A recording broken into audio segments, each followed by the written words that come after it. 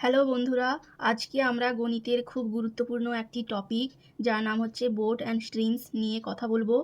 সরকারি চাকরি বা যে কোনো প্রতিযোগিতামূলক পরীক্ষা এই টপিক থেকে প্রশ্ন আসে। আজকের এই ভিডিওর পর আপনাদের মনে ডাউন স্ট্রিম বা আপ স্ট্রিম নিয়ে আর কোনো কনফিউশন থাকবে না। আমরা একদম বেসিক থেকে হাই লেভেল পর্যন্ত সূত্র এবং উদাহরণ দেখব। চলুন শুরু করা যাক। তো প্রথমেই আমাদের দুটি শব্দ মাথায় রাখতে হবে। প্রথম শব্দ যেটা হচ্ছে ডাউন স্ট্রিম।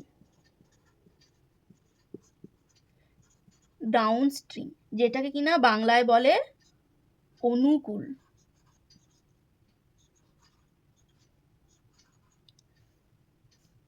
তাহলে এই ডাউন স্ট্রিম বা অনুকূল স্রোত এটা কি, যে স্রোতের দিকে নৌকোর গতি। এখানে নৌকো এবং স্রোত একই দিকে যায়, তাই গতিবেগ বাড়ে। স্রোত ধরলাম যে স্রোত এটা একটা নদী। নদীতে জলের স্রোতটা যাচ্ছে আমরা এইদিকে যাচ্ছে জলের স্রোত। এবার নৌকো, একটা নৌকো, সেও যদি এই সেম দিকে যায় তাহলে এটা ধরে নিই বোট, আর এটা ধরে নিচ্ছি স্ট্রিম। স্ট্রিমের গতি যেদিকে নৌকোর গতিও সেম দিকে, তখন সেক্ষেত্রে তাকে আমরা বলবো ডাউন স্ট্রিম বা অনুকূল। যেহেতু এক্ষেত্রে নৌকো এবং স্রোত দুটো একই দিকে যায় তাই গতিবেগ এক্ষেত্রে বাড়ে। এবার দেখে নিই এবার দ্বিতীয় শব্দ, যে সেটা হচ্ছে আপ স্ট্রিম বা প্রতিকূল স্রোত। আপ স্ট্রিম বা যাকে বাংলায় বলে প্রতিকূল স্রোত। তো এটা কি না, এক্ষেত্রে স্রোতের বিপরীতে নৌকোর গতি থাকে। তো সেমভাবে যদি আমার এটা নদী হয়, স্রোতের গতি যদি আমার এইদিকে হয় স্ট্রিম, আর বোটের গতি যদি আমার এইদিকে হয়, এক্ষেত্রে আমরা বলবো আপস্ট্রিম স্পিড। এক্ষেত্রে যেহেতু নৌকোর গতি এবং স্রোতের গতি পরস্পর বিপরীতে, তাই এক্ষেত্রে নৌকোর গতিবেগটা কমে যায়। এবার ধরি স্থির জলে নৌকোর গতি। স্থির জলে নৌকোর গতি আমরা কি নেব, ইউ কিমি পার আওয়ার, ইউ নিলাম। এবার স্রোতের গতি মানে নদীর স্রোতের গতি সেটাকে আমরা নিলাম ভি কিমি পার আওয়ার। এবার চলুন তাহলে সূত্রের দিকে যাওয়া যাক। তো আমরা প্রথমেই জেনেছি যে ডাউন স্ট্রিম স্পিড আর আপস্ট্রিম স্পিড। তাহলে এক্ষেত্রে ডাউন স্ট্রিম স্পিড কত হবে, ডাউন স্ট্রিম স্পিড সমান হবে ইউ প্লাস ভি। তাহলে একটা এক্সাম্পল দেখে নিই। যদি নৌকোর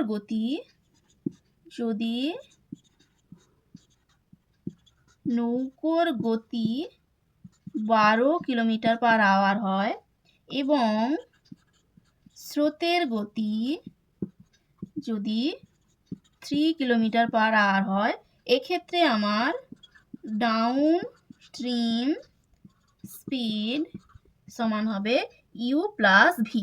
এক্ষেত্রে ইউ মানে নৌকোর গতি কত, সেটা না 12 কিমি পার আওয়ার, প্লাস স্রোতের গতি মানে ভি, সেটা হচ্ছে 3 কিমি পার আওয়ার, সমান 15 কিমি পার আওয়ার। এটা হলো আমার down stream speed.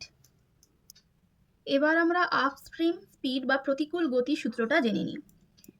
Up stream speed সমান হবে ইউ মাইনাস ভি।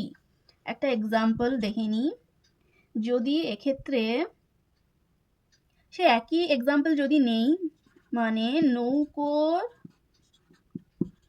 গতি যেটাকে কিনা বলে ইউ সমান 12 কিমি পার আওয়ার, আর স্রোতের গতি যেটা কিনা ভি দ্বারা ডিনোট করেছি সেটাকে আমরা নিলাম 3 কিমি পার আওয়ার। তাহলে এক্ষেত্রে আপস্ট্রিম স্পিড কত হবে না, ইউ মাইনাস ভি। ইউ হচ্ছে 12 কিমি পার আওয়ার মাইনাস ভি মানে 3 কিমি পার আওয়ার, সমান হবে 9 কিমি পার আওয়ার। তাহলে এটা বেরোলো আমার আপস্ট্রিম স্পিড। এবার আমরা দেখে নেব যে স্পিড ইন স্টিল ওয়াটারে সূত্রটা কি হয়। স্পিড ইন স্টিল ওয়াটার, মানে যখন নদীর কোনো স্রোত নেই, সেক্ষেত্রে সূত্র হবে half into downstream speed plus upstream speed. তাহলে একটা এক্সাম্পল দেখে নিই। যদি দেয়া থাকে ডাউনস্ট্রিম স্পিড সমান 15 কিমি/আওয়ার, আর দেওয়া আছে যে আপস্ট্রিম স্পিড সমান 9 কিমি/আওয়ার, এক্ষেত্রে তাহলে স্থির জলে গতি কত হবে না, হাফ ইন্টু ডাউনস্ট্রিম স্পিড মানে 15 প্লাস আপস্ট্রিম স্পিড মানে 9 সমান আমার বেরোবে হাফ ইন্টু 24 সমান 12 কিমি/আওয়ার। তাহলে স্থির জলে গতি কত বেরোলো না, 12 কিমি/আওয়ার। এবার যদি আমাদের বলে যে স্পিড অফ স্ট্রিম কত হবে, তাহলে সেক্ষেত্রে স্পিড অফ স্ট্রিমের সূত্রটি হবে half into downstream speed minus upstream speed. একটা এক্সাম্পল দেখে নিই। যদি ডাউনস্ট্রিম স্পিড দেওয়া থাকে 15 কিমি/আওয়ার, আর যদি আপস্ট্রিম স্পিড দেওয়া থাকে 9 কিমি/আওয়ার, সেক্ষেত্রে স্পিড অফ স্ট্রিম সমান হবে হাফ ইন্টু ডাউনস্ট্রিম স্পিড মানে 15 মাইনাস আপস্ট্রিম স্পিড মানে 9 সমান হাফ ইন্টু 6 সমান 3 কিমি/আওয়ার। তাহলে স্পিড অফ স্ট্রিম আমার কত বেরোলো, 3 কিমি/আওয়ার। এবার কিছু স্পেশাল ফর্মুলা দেখে নিই। অনেক সময় বলা থাকে একটি নৌকো ডি দূরত্ব ডাউনস্ট্রিমে গিয়ে একই সময় আপস্ট্রিমে ফিরে আসে, সেক্ষেত্রে আমার ডিস্টেন্স সমান হবে u square minus v square into t by 2u। এক্ষেত্রে আমার টি সমান হচ্ছে সময়। মানে ব্যাপারটা হলো বলছে যে একটা নৌকো ডি দূরত্ব ডাউনস্ট্রিমে গিয়ে, এটা আমার যদি নদী হয়, নৌকোটা এখান থেকে স্টার্ট করলো, এবার ডাউনস্ট্রিম ধরলাম যে আমার নদীর স্পিড এদিকে আর নৌকোটাও এদিকে যাচ্ছে, তাহলে এত দূর পর্যন্ত গেল, এইটা ডি দূরত্ব, এটা ডাউনস্ট্রিম স্পিডে গেল ডি দূরত্বে। একই সময়ে মানে সে আবারও একইভাবে সে এইভাবে ফেরত এলো, এটা ডাউনস্ট্রিম স্পিডে সে গেল, একইভাবে সেই একই দূরত্ব আবার ফেরত এলো, সেক্ষেত্রে এই ডি সমান কত হবে? এক্ষেত্রে ডি সমান সূত্র হচ্ছে u square minus v square into t by 2u। টিটা হচ্ছে এখানে সময়। এবার পরবর্তী স্পেশাল ফর্মুলাটা জেনে নিই। যে অনেক সময় বলা থাকে যে একটি নৌকা ডি দূরত্ব ডাউনস্ট্রিমে গেল, আবার সে আপস্ট্রিমে ফিরে এলো, এক্ষেত্রে আপস্ট্রিমে ফিরে আসার টাইম ডাউনস্ট্রিমে যাওয়ার থেকে বেশি টাইম লাগলো, মানে আপস্ট্রিমে সে যখন ফিরে আসছে সেই টাইমটা তার বেশি লাগলো, সেক্ষেত্রে ডিস্টেন্স ডির সূত্রটা কি হবে? এক্ষেত্রে ডিস্টেন্স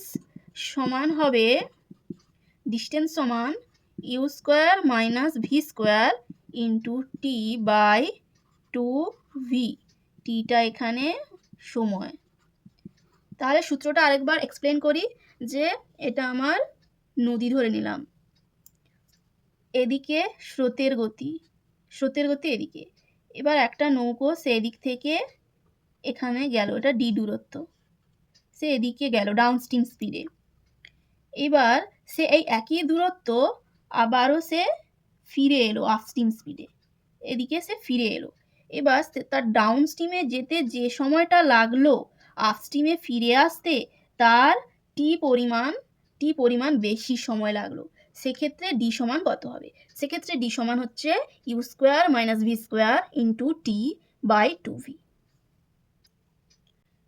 চলুন একটা অঙ্ক করি। প্রশ্নতে বলেছে যে স্থির জলে এক ব্যক্তির গতি 10 কিলোমিটার পার আওয়ার, স্রোতের গতি 2 কিলোমিটার পার আওয়ার। সে অনুকূলে মানে ডাউনস্ট্রিম স্পিডে 36 কিলোমিটার গিয়ে আবার ফিরে আসতে কত সময় নেবে? তো কি কি দেয়া আছে আমরা সেটা লিখে নিই। বলেছে যে স্থির জলে ব্যক্তির গতি মানে আমরা ধরে নিই যে নৌকোর গতি। তো আমরা কি শিখেছিলাম যে নৌকোর গতিকে আমরা ইউ দ্বারা ডিনোট করেছিলাম। সেই ইউর মান দেওয়া আছে 10 কিলোমিটার পার আওয়ার। এরপরে দেওয়া আছে স্রোতের গতিকে আমরা ধরেছিলাম ভি। সেই ভি সমান দেওয়া আছে 2 কিলোমিটার পার আওয়ার। এবার বলেছে আমার অনুকূল স্পিডটা বের করি, মানে ডাউনস্ট্রিম স্পিড আমরা জানি ইউ প্লাস ভি হয়, মানে 10 প্লাস 2 সমান 12 কিলোমিটার পার আওয়ার। আর এবার বের করবো যে আপস্ট্রিম স্পিড হয় যে ইউ মাইনাস ভি, মানে 10 মাইনাস 2 সমান 8 কিলোমিটার পার আওয়ার। এবার বলেছে যে সে অনুকূলে 36 কিলোমিটার গিয়ে আবার ফিরে আসতে কত সময় নেবে, মানে তার টোটাল সময়টা চাইছে। তো আমরা প্রথমে ডাউনস্ট্রিম স্পিডে ওই ডি দূরত্ব অতিক্রম করতে কত সময় নিল সেটা বের করি। সেটা সময়টা আমরা t1 ধরে নিলাম। আমরা জানি সময় সমান ডিস্টেন্স বাই স্পিড। ডিস্টেন্স দেওয়া আছে 36 কিলোমিটার, তাহলে 36 লিখলাম বাই স্পিড। সে যেহেতু অনুকূলে 36 কিলোমিটার গিয়েছে, আমরা ডাউনস্ট্রিম স্পিড লিখবো, তাহলে ডাউনস্ট্রিম স্পিড বেরিয়েছে 12 কিলোমিটার পার আওয়ার, তাহলে 12।